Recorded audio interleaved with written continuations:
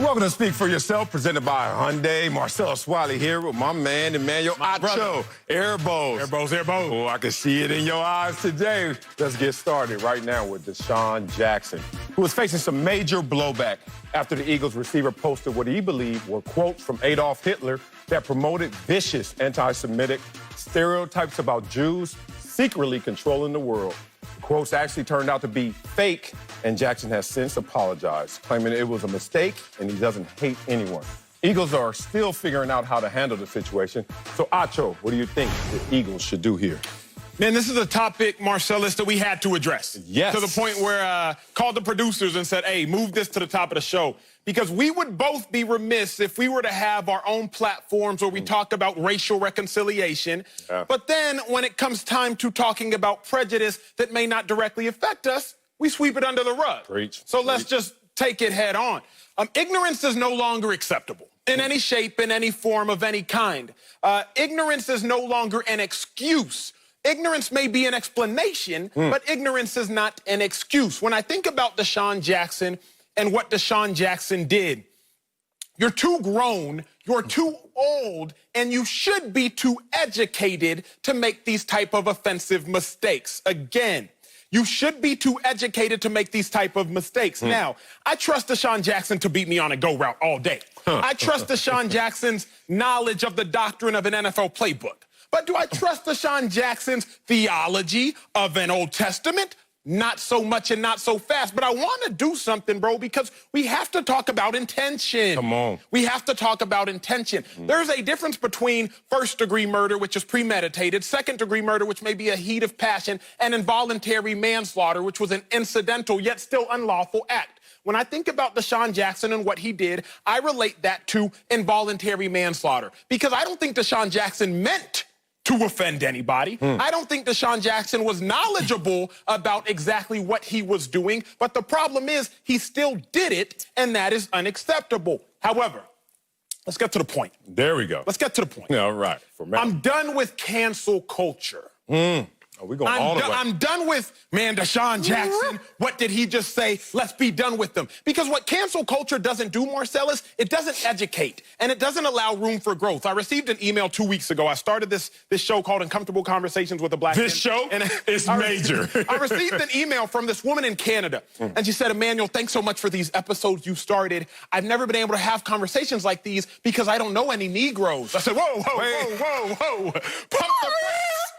I said, wait a second now. Hold on. I said, hold up. It's not appropriate to call black people to call me a Negro. However, I know you didn't mean anything by it, so I'm going to educate you so you don't make the same mistake again. That's what needs to occur right now. DeSean Jackson needs to face his Twitter punishment, and the Eagles need to punish him as they deem fit and as they see fit. However, cancel culture is idiotic, because it doesn't allow for growth. Because remember, when you think about the question on the floor, what should the Eagles do? I was in the Eagles locker room in 2013. Hold on. Somebody else was there. A man by the name of Riley Cooper. I was in the Eagles locker room in 2013 when receiver Riley Cooper goes to a Kenny Chesney concert right before training camp and says, I'll whoop all you N-words with the hard ER. And if you know anything, you know the hard ER is a little bit different. Riley Cooper's punishment, he got 5 days off of training camp. Riley Cooper's punishment, he balled that season, got a 5-year, $25 million extension. Now, two wrongs do not make a right, and I don't think the Eagles necessarily handled that Riley Cooper situation properly. But my biggest regret, Marcellus, was that I never sat down with Riley and said, hey, bro, do you know why what you said was wrong? So when you talk about this DeSean Jackson incident, it's not just enough to have an apology for D-Jack. Yeah. He needs to pick up the phone. He needs to call somebody who can educate him. He needs to talk to a Jewish brother, a Jewish sister, and be like, hey, bro, hey, sis, educate me, because clearly I don't know enough. Man, you said so much. So many golden nuggets in there. And I just want to pick some of the parts and just follow your lead. You started with education, you ended with education. In his pursuit to seek whatever he was looking for in terms of trying to explain some of the issues going on in his life, his community life, and people of his likeness. All the systemic issues that everyone's trying to address right now. it starts with an education. And your education has to be deep. It has to be intent. There are people who have PhDs who do this on the daily and are still out there being unheard versus a guy who has a platform because he can catch the ball correctly, and everyone's listening to the guy who catches the ball instead of the people on the ground who actually know what this is about. So when it starts and ends with education, you got to understand if you're DeSean Jackson, who says something that was ignorant. And ignorance is no excuse. I grew up hearing that. I grew up knowing that. DeSean, you have to be educated to talk about this. And educated doesn't mean you have a voice, you have a platform. That's what social media has done, is empowered everyone to think that they're educated. One of the greatest articles I've read of late is the intelligentsia cannot think. And it's in the Washington Post, great article that talks about how people have been dumbed down because now they all have a voice and they think that they sound smart. DeSean was wrong, completely wrong. I have nothing to say about that more. Then he doubled down on being wrong because he gave out, as Bo Wolf even talked about, the empty apology. And the sin of the empty apology, as he states, is focusing on the offense taken rather than the content and context of what he did. Correct. That was so objectionable. I wish people understand this. I posted about this maybe a month ago, about how people are so quick to rush out of their contrition, out of their apologetic state because they just want you to forgive them. But what did you do? I need you to own it before you disown it. Own what you did and what you really meant in that moment. And that was not fully understood, even in his apologies. DeSean's a friend of mine. And in my family, we go even harder at our family and friends than we do as strangers because you are a part of the family. But DeSean made a misstep, complete egregious misstep in what he said. And you talked about it. Intent. What was his intent? And I understand how you're trying to measure the penalty against him because of the intent. But I learned a long time ago that it's not just intent, it's effect. Intent has to be weighed with effect. What's going to be the consequences of this? And let's talk about that. The Eagles made a statement, and I'm going to have to translate this to you guys, because he already posted the ignorant post and apologized and showed contrition. I know he feels the pain of what he said. But this is what the Eagles said. We are continuing to evaluate the circumstances and will take appropriate action. Everybody out there, you know what that means? You guys, your sentiments determines his sentence. Your response, your reaction, your outcry will determine the consequences. The Eagles are not done with this situation, nor maybe should they, because as you said in the beginning, it's about education. It's okay to apologize. It's okay to do something wrong. Not this wrong, but hey, you did it. But we need to educate you, something that even in your Riley Cooper conversation wasn't fully done. Education needs to occur. What do you think the punishment should be? Woo! And you're talking about, look, it can't be slap on the wrist. It has to be heavy-handed. But now we're getting into what the apology, what the consequences will be. Let me answer this, maybe taking you through relationships. Saying something that is offensive, and we know what he did, is not the only indiscretion you have to be on the lookout for. It's what's offensive, but also what hurts people, what polarizes, and what divides. So now I'm looking at what should we do with DeSean Jackson in the NFL? And we can't be hypocrites. You talked about the Riley Cooper punishment. He was rewarded with a new contract. Facts. I mean, Facts. Like, he had to apologize to the team, apologize to the community, took a few days off, and came back and got some more money. This is a different time. This is a different era. This is a different climate. So it won't be the same punishment. It's going to be harsher. But what should we do with DeSean Jackson when we're looking at an NFL that is also in partnership, in conversation, in relationship with things that polarize, that divide, and that also hurt people, that are offensive? I'll give you this example. Black Lives Matter, and a tweet that is on the NFL's timeline. Black Lives Matter, that came out of Goodell's mouth, and in partnership and some speculation of how they're going to continue that relationship. They are known as offensive to some in the NFL. There are 1,800 men on that field, many of them fathers. In the Black Lives mission statement, there's an omission of those same fathers in the new disrupted Western nuclear family. So what are you doing reconciling that situation where you're in partnership and you've talked about supporting something that is actually trying to omit or undermine what you have on the field in terms of men and what they pride themselves as fathers. Colin Kaepernick comes to mind. And Colin Kaepernick and them pursuing that relationship would love to work with Colin Kaepernick. No matter what your beliefs are on Colin Kaepernick, when he comes out, what is this, 4th of July, starts off, black people have been dehumanized, brutalized, criminalized, terrorized by America for centuries and are expected to join your commemoration of independence while you enslaved our ancestors. We reject your celebration of white supremacy and look forward to liberation for all. We do? First of all, none of us should speak for all of us. So that's already an issue right there. And then if your job, like Colin Kaepernick is employed right now by the race industry, you're going to now employ and partner yourself with someone who says this. Now, there are 30 white owners sitting there, and you're trying to partner with an organization that is eradicating white supremacy. And everyone's wondering why Jerry Jones is not speaking right now. I wonder as well.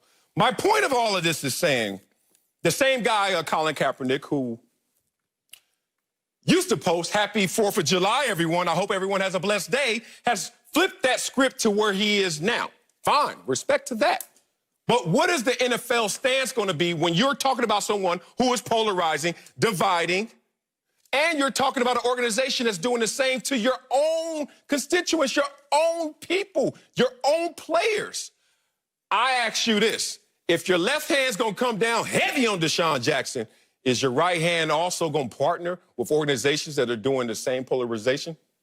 I'm with you. And I think for me, it comes down to this. The Eagles have to make a decision. They have to.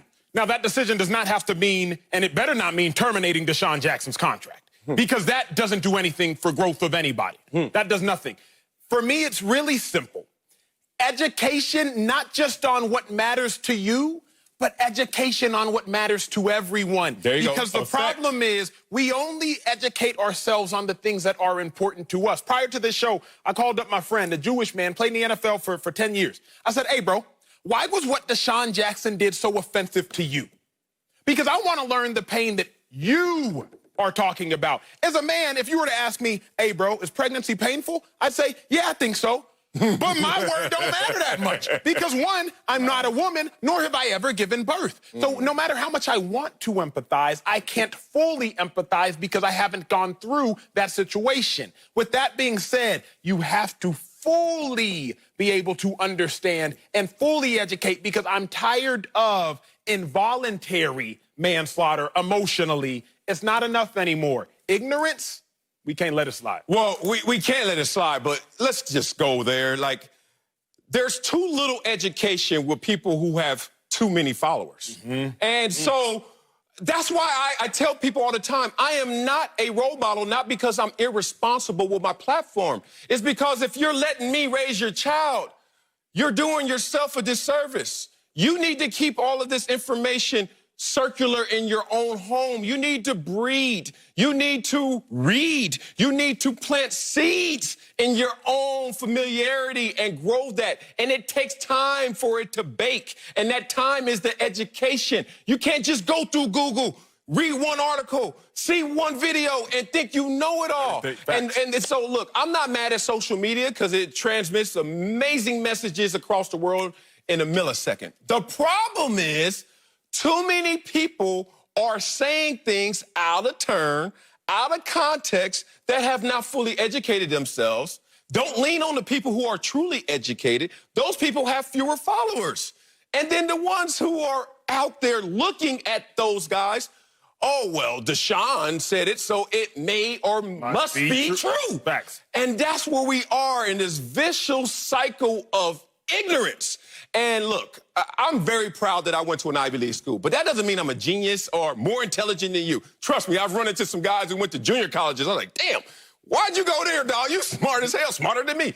My thing about it is we're getting lost, and we're trying to now give accreditation to people who haven't earned it. I just wish everyone had a narrow scope. When you have an issue, if it's political, go to the political scope and balance out your conversation. Don't be so binary. I'm liberal, I'm conservative, I'm Republican, I'm Democrat. As soon as you think you know what it is, find a counter argument and try to beat up what your beliefs are in the beginning. If we start to do that, we'll be more educated as a people. But unfortunately, DeSean's going to have to feel the wrath of this one because this is not 2013. And this is an indiscretion that you just can't dismiss.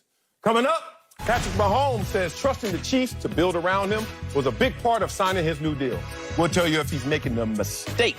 Next, Speak for Yourself is presented by Hyundai. Welcome back to Speak for Yourself, presented by Hyundai. Let's move to Patrick Mahomes, who continued to celebrate his record-breaking deal yesterday, posting an Instagram message to Chiefs fans saying he's just getting started. The quarterback also addressed the deal in a press conference and made it clear what his priorities were in signing. Not only gives me the security that I've always wanted, but also allows opportunity for the team to be great around me the entire duration of my career. And I have full trust that things will get handled the right way as we go throughout this career, and that we will be in a position to win a lot of football games and hopefully win a lot more championships as my career goes on. Joined now by NFL analyst LeVar Arrington. Big bro. So Marcellus, I'm going to start with you. Do you think it's a mistake for Mahomes to trust that the Chiefs are actually going to build around him? Yeah, I think it's a mistake. And this is no indictment on the individuals, or Brett Veach or Andy Reid. I just know that in life, the only thing that is constant is change. I mean, come on. You hitched your wagon to the NFL. You know what the NFL stands for? Oh, you thought National Football League? Nah. Not for long, brother. Goodness, Patrick Mahomes. Whew. I've seen that menu before, and I saw the sauce on there before that says hometown discount, look out for the organization, take care of everybody because you love it where you're at. And I was like, I don't want to eat that. Nah, I'm going to take care of me. Where's the me? Where's the me meal? Because I'm going to eat that one. And I wish Patrick Mahomes had that spirit, but I fully respect that he's trying to build a legacy, which is more of a story. On top of accomplishment and production. It's more of a glossy story. So good luck to him. But this is the problem. When you hit your wagon to something that's not going to be there for long, and that's just the way it goes in the NFL, what do you do when you talk about your head coach and Andy Reid, who's only had 3 losing seasons in 21 years? So you're like, if Andy Reid's here, we're going to win some football games. Duh. But the problem is, Andy Reid's the 4th oldest coach in the NFL, young man. And at 62 years old, you know who the oldest coach was to win a Super Bowl? His name is Bill Belichick at 66. So if you start doing these numbers, 66 to 62 in the runway, and no one's ever done it after that age, maybe we don't have a ton of runway in front of us. And then you start to look at, why did you sign a long-term deal in the first place? Because your father and your godfather, who are both former major league pitchers in baseball, told you to do it, and it confirmed what you were feeling. There's one big difference between a contract in baseball and in football. It's guaranteed. No wonder them dudes be spitting sunflower seeds and just chilling in an outfield with a big wad of gum. Because they like, no matter what happens, I'm good. You're not in that situation, Patrick Mahomes. If everyone's thinking like you, somebody has to leave to go get their money. If everyone's thinking like you, everyone's going to be in a situation where they're like, there's not enough to go around. Patrick Mahomes, he sold himself on the idea, but the execution of the idea is going to fall short. Marcellus, you are in the front of the restaurant. You, my friend, are not the chef. You're not a sous chef. You're not a line chef. You're not a food prepper. And I know by the way you responded to this question, of course they're building the team around Patrick Mahomes. And of course he should trust it. Think about this. I got a nice piece of fish that I'm about to prepare, right? It's marinating right now. Salmon, right? You didn't even say salmon. It's salmon. Salmon, right? It's wild style, right? Yeah. Now, listen, when I bought that piece of meat, all right, when I brought it home, I could still mess it up. I could mess up the flavoring of it. I could over-season it. I could under-season it. What's going to go along with it? Am I going to do asparagus? Am I going to do potatoes? How am I going to prepare those potatoes? Everything goes into how this meal is going to turn out. But the main part of the meal is, how do I make it work with that fish? That's right, Acho. How do I make it work with that fish? And the Kansas City Chiefs just gave half a billy, right? Halfway to that bill to Patrick Mahomes. And you know what that means? What? That they got that main dish. They got that time. We going tomahawk, right? Can't see cheese. They got that tomahawk steak ready to go. But they got to make sure that they prepare it the right way. They got to make sure that the sides are right. Who's that going to be? Is it going to be Kelsey? Is it going to be Tariq? Is it going to be your line? Is it going to be the way you fix your defense? However you look at it, you are building that team around the main course on your menu, and that's Patrick Mahomes. But here's the problem, big bro. This is a problem. I remember I was in college, and, we had to ball on a budget. Scholarship checks would only take you so far. But, whether it be Valentine's Day or some nice little date night, you go out to a nice little steakhouse, and you order that tomahawk that you're talking about. Sure. But then you remember, you're out of money. And so you can't get no sides. All you can afford is that complimentary house salad. And while that steak is still fire, okay, you ain't got nothing to partner with it. When Patrick Mahomes is balling, what we have seen historically with quarterbacks that ball is teams forget it wasn't just the quarterback that got them there. Okay. Think about the Seahawks, Russell Wilson. He was balling. But all of a sudden you lose Sherm. All of a sudden, you lose Earl. You start to lose some of them big pieces. Think about Patrick Mahomes. He was balling. He is balling. But what happens if you lose Tyreek Hill? Because ask any defensive back in the National Football League. Tyreek Hill is an impossible cover. Travis Kelce, a top 3 tight end in the league overall, a top 2 pass-catching tight end. What happens when you start to forget it's not all about the quarterback? I do think Patrick Mahomes is a man, but I'm also reminiscent of this point. Aaron Rodgers. He really started his career right around 2008. Yeah. By 2010, A-Rod had won a Super Bowl. 2009, 2010, he had a top 10 defense. When you think he had a top 10 defense again after winning a Super Bowl in 2010? Not until this past season. Hello. So I say that to say after you won with A-Rod, he's still young. He's about to win 3, 4, 5 more Super Bowls, one of the greatest arm talents the NFL has ever seen, but they forgot to put pieces around him, even to the point of drafting a quarterback this year when the dude has been begging for pieces for the last 5 years. I think the Chiefs have to be mindful, and Patrick Mahomes, he can't trust it because history says otherwise. History says otherwise. Yeah, man. Y'all go in there. I ain't going to talk about no more food because y'all killing the food. Oh, I'm coming back. I'm going back to the restaurant. Okay. But I'm going to wait. Ain't it funny that a dude that went to University of Texas talking about he ran out of money? I don't know how that happened. I'm going to leave that alone. Here we go. Patrick Mahomes talking about full trust. Full trust. But his full trust is not in himself. It's in the organization. If it is to be, it is up to me. Talk about it. Patrick Mahomes, as good as you are in football, let me talk to you, homeboy. As good as you are in football, you didn't bet all on you. I know the greats do in other sports. Michael Jordan, 1-year deals. Kevin Durant, 1-year deal. LeBron James was getting into that 1-year deal for a while. And you know what? Let's bring it back home to our sport because you wanted the long-term security. But as we talked about last segment with DeSean Jackson and education, I wish that Patrick Mahomes was educated on the long-term deal in the NFL. It's a thing of yesteryear for a reason. Dante Culpepper, Mike Vick and those guys, all of them used to sign those 10-year deals. And nobody lasts on those 10-year deals for a myriad of reasons, including y'all said y'all were going to do this, and now you're doing that. So let's talk about Brett Favre, who signed 1. He only played 7 of his 10 years. That's Brett Favre, 7 years on a 10-year deal. Drew Bledsoe, 1 year. He got hurt. Put his backup in. They won. You got to go, Drew Bledsoe. There goes that deal. You talk about McNabb played on his deal 8 seasons, Culpepper 3, Vick 3. The point of it is, why didn't you just take the short-term deals? In the NFL, the way to get paid and to make sure that your team can do well is get to that negotiation table as many times as you can, not just say, I just want to chill out and let everyone else make more money than me and hope that the team takes care of me and our personnel.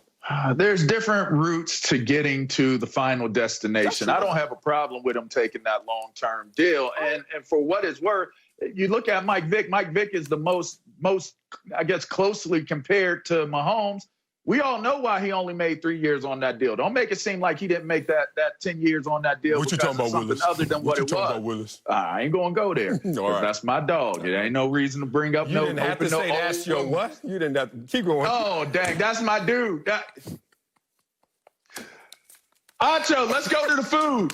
If you don't properly plan This show. If you don't properly plan when you go to your meal with your girl, you deserve what you get, the embarrassment of not being able to pay for the sides. That's fair. Okay. Because here's the thing. Sides are not very expensive. They're never going to be as expensive as the main course. And for what it's worth, when you are able to afford a main course, I don't know what restaurants you go to, but generally speaking, when you're able to go to a place in college where you're paying for a main course, it has the sides included with it. Because you know why? Because they're not expensive as the main course. So they can go ahead and throw some broccoli on the side, throw a baked potato on the side. UCLA. All right. Not SC. So the bottom line is, all them pieces that you're talking about, they're forgetting about, they're not going to be able to sign. Sure, they're going to be able to sign them. They'll be able to sign those guys because they're not going to be commanding the same coin that one Patrick Mahomes is. They might not be as expensive, but they might not be as expensive, but they're definitely as valuable. Remember the Super Bowl, and I'm about to show y'all the play. It was maybe 3rd and 15. The Chiefs are trailing. They got to figure something out in the Super Bowl. They're down by 10, and they call a play called Wasp. It's to go to Tyreek Hill. Off Mahomes' back foot, they make the conversion, and now they rally back and end up winning the biggest game of Patrick Mahomes' career.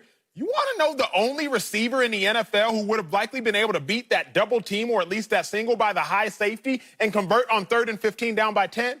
Tyreek Cheetah Hill.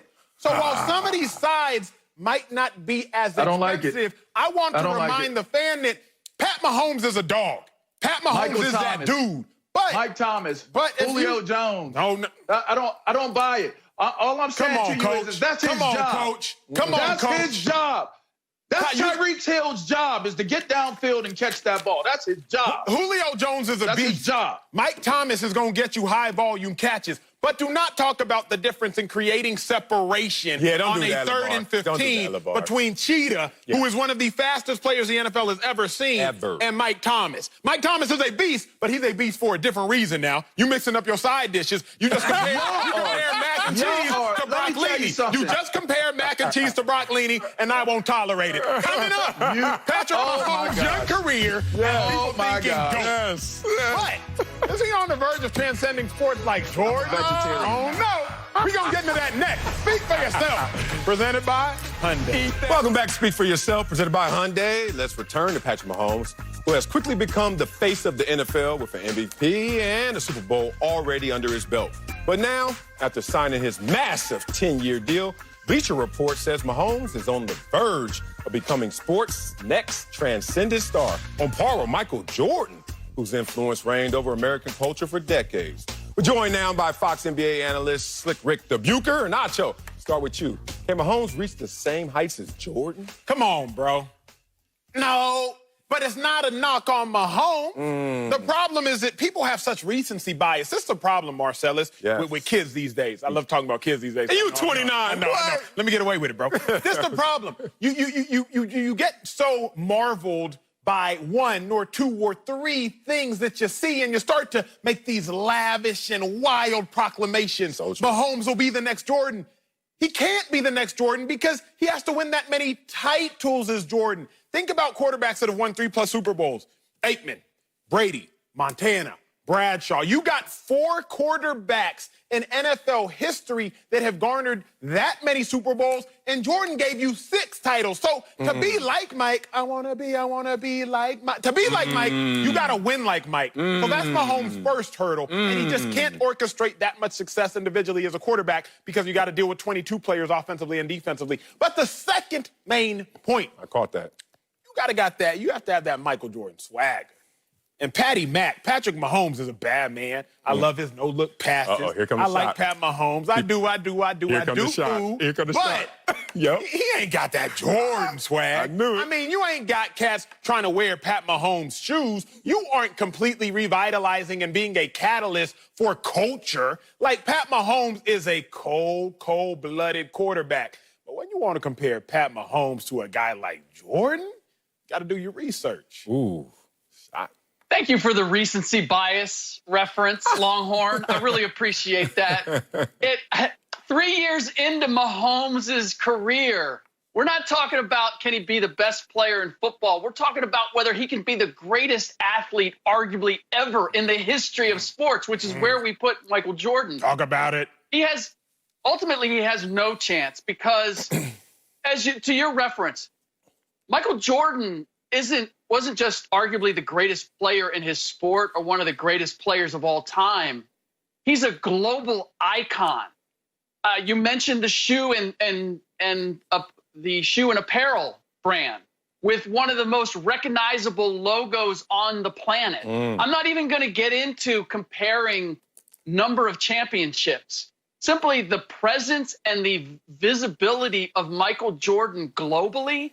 Patrick Mahomes can't get there because they don't look at the NFL in China, in Eastern Europe, in quite the same way that they do in basketball. So I think there are ways in which Patrick Mahomes can make his mark and be the most whatever, but it's not the most like Michael Jordan.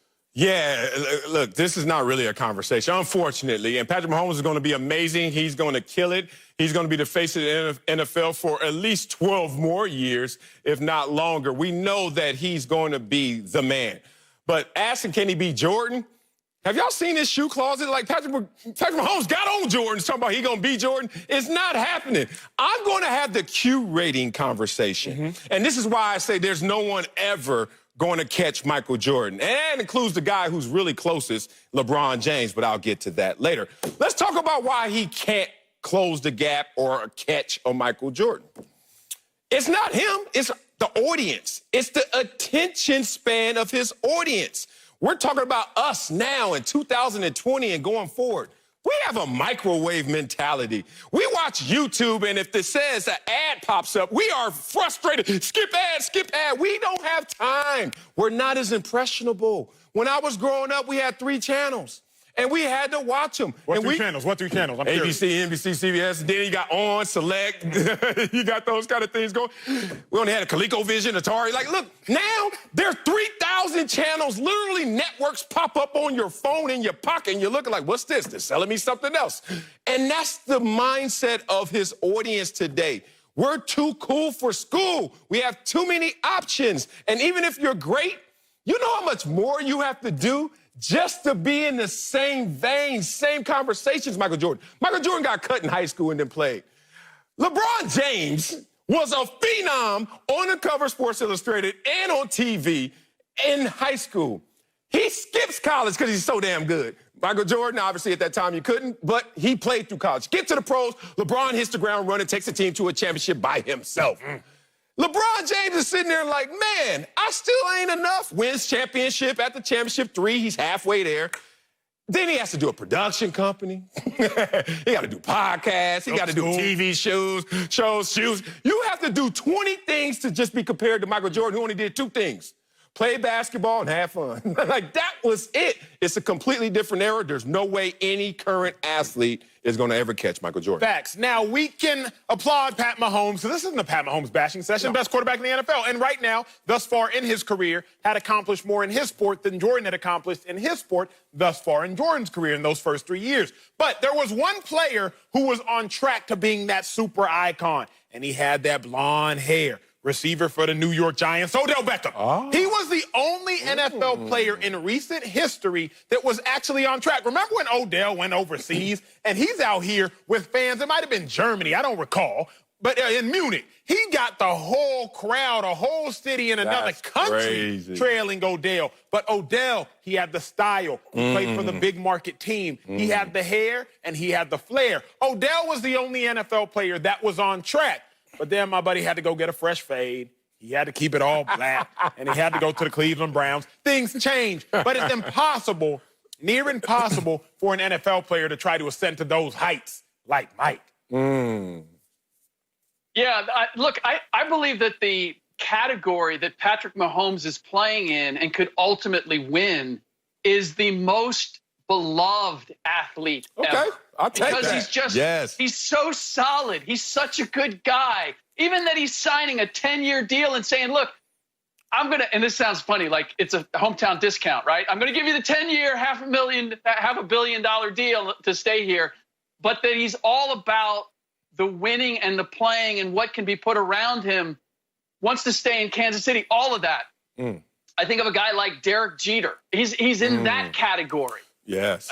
Steph Curry. Guys guys who ultimately even the opposing teams admire and respect. And this is really where it really goes off the rails with Jordan, because Jordan didn't have that nice factor. People didn't love Jordan. Now you're talking. They feared and respected Jordan. Mahomes just isn't in that category as that type of dude. And so, but I believe that if he continues on the path that he's on, that he's going to have that unique ability to win big, to do things in the clutch that you just come to believe in, and do it in a way where you're not even mad at him because you admire the person behind the accomplishment. Yeah, you listed all those guys, and they all look up to Jordan. So hell no, it ain't gonna happen. The craziest thing is we consume sports differently. Remember when Jordan played? Not only did we only have like 3 channels, but we watched it. We watched first quarter, second quarter, had to suffer through commercials. Now, people watch games on Twitter. Like they're literally like watching a game in the middle of it. Hey, look out for the receiver.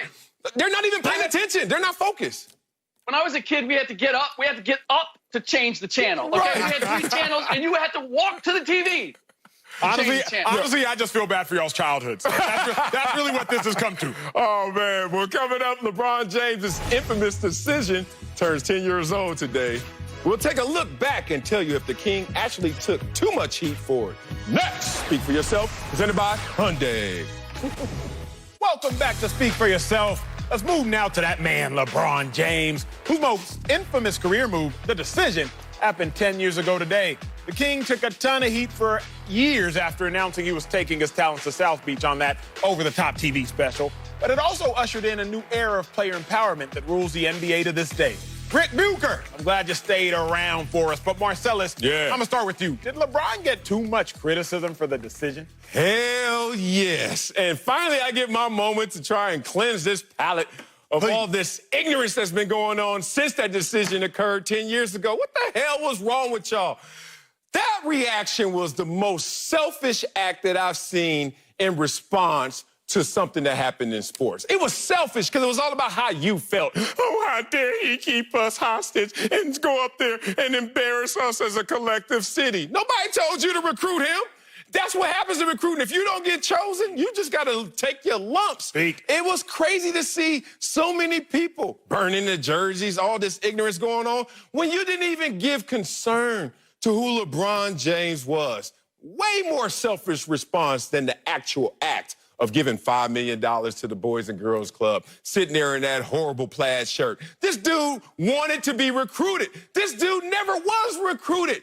And there were industries built and people who were eating off of LeBron James's gift all the way since he picked up a basketball, all the way through high school, and in his first years in the pros, and he never was recruited. And he finally wanted to just have that moment where he sat there and said, I get to choose because you guys been choosing me as the chosen one ever since I was little. And then he does something like this, and people want to give him hell for that. Y'all are selfish. So, hell yeah, he caught too much heat. Respect to you, LeBron, for doing the decision still. He received too much heat for the decision small caps, that he decided to go play for the Miami Heat with Dwayne Wade and Chris Bosh. Yes, the reaction to that was way over the top. Yeah. That's freedom of choice. He put himself in a position to be able to do it, no problem. But the criticism about the decision, the big caps, the show, the bringing the 6 teams into Cleveland. Being at the Boys and Girls Club. Come on. That? Slick. Jim Gray, the vitamin water cooler in the background. It's fun. I'm doing it for the children. Like, what the hell was all that? Slick. Q rating right out the window. And by the way, for the people in Cleveland getting upset, again, it's not that he did it. It's the way that he did it. There was no heads up. There was, I could be coming back all the way to the very end. If he wanted to keep his Q rating, because I know you're going to bring that up, if he wanted to make, his Q rating was based on he was the hometown kid who was going to try to bring a championship back to his hometown team. He ultimately totally sacrificed that and went glitz and glamour down to Miami. And he played it that way. not 5, not 6, not 7, not 8. I mean, you could not have turned your back on the people of Northern Ohio in a more rude way than he did. And he didn't have to do it. He could have done everything that he did, but not done it where he was putting it in the face of Cavaliers fans and the people that thought he was a homie. I don't have a problem that he did it. The way that he did it, yes, he deserved every bit of grief that he got. Marcellus, please. Oh, I'm sorry. How you did that was mean. Why didn't you choose me? I'm heartbroken. I'm heartbroken. Choose me next Ask me why I'm heartbroken, Marcellus. Why are you heartbroken, Nacho? Because I just lost so much love for Slick Rick.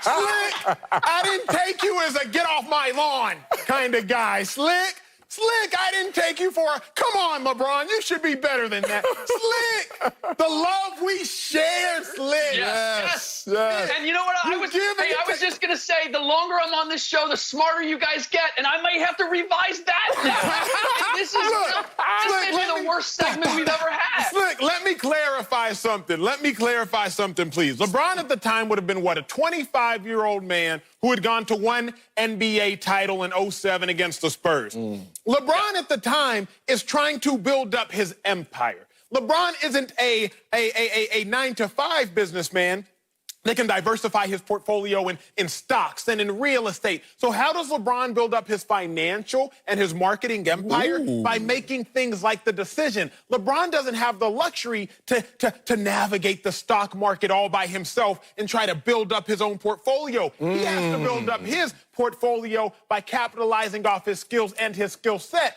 Furthermore, all LeBron did was become a trendsetter, because now in college, you got kids jumping out of airplanes talking about, I'm going to UCLA. You got kids committing by changing different hats and different T-shirts and having their mama and them walk out of the stadium. All LeBron did was, as a young man, become a trendsetter, Slick. Furthermore, this is why you disappointed me, Slick. This is why I'm heartbroken. Let's hear it, brother. Because you know better than to act as a fan. You know how fans are. You, the athlete, you owe me everything. You only exist as an athlete because I exist. So I deserve everything. LeBron don't owe nobody nothing. LeBron was out there slaving for the Cavs. Slaving. Dropping 25 if it wasn't 27 points straight against the Detroit Pistons. And still not getting chips. So how, Slick? Slick, how can you be mad at LeBron for making the decision, capital T, capital D, or lowercase? Please, Slick. Get him. Again, it's not a matter that he did it. It's the way that he did it. That he had a show, I don't have a problem that he had a show. That he had a show in Greenwich at the Boys and Girls Club going for this cheesy, I'm going to tug at your hearts, we're going to give $1 million. Like, it was how he did it. He could have done it in a different way where people didn't revile him for making the choice. I have no problem. And for fans who think that, I mean, number one, look, he had a variety of ways. He had a lot of things going business-wise that he was able to cultivate because he was the hometown kid from Cleveland. He was playing that innocent, hey, I'm a kid from Akron, I want to win it for my hometown team. That was a big part of his commercial success.